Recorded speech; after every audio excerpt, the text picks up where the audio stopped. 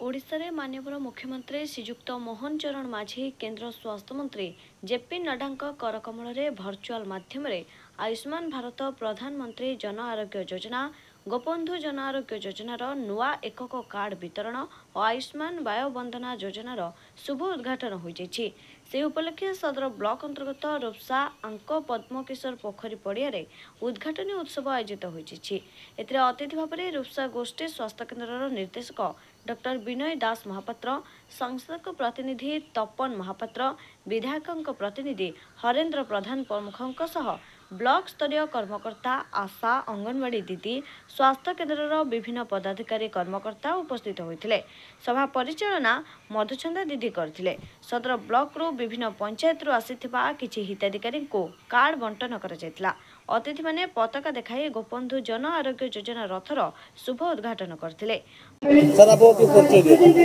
मो ना डॉक्टर विनय कुमार दास महापात्र, सुपाटेल रूपसासी सदर।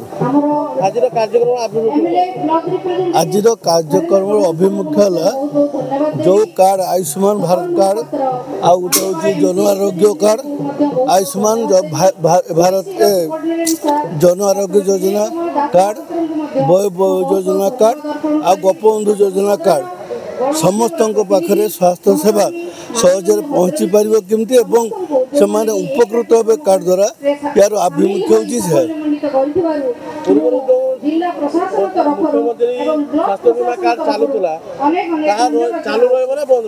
ना से बर्तमान आज बंद हो उद्यापन है जो आरंभ है आज बंद हो नुआ कार्ड लागू हम किंतु जिते पर्यंत समस्ते कार्ड पाई ना से पर्यंत आपणकर आधार ये आपणकर रेशन कार्ड आपणकर आधार कार्ड एमती केते कार्ड देखी से उपकार समान उपकार पाई परिबे। बालेश्वर मानस रंजन बेहेरा रिपोर्ट ज्योति प्रभा न्यूज।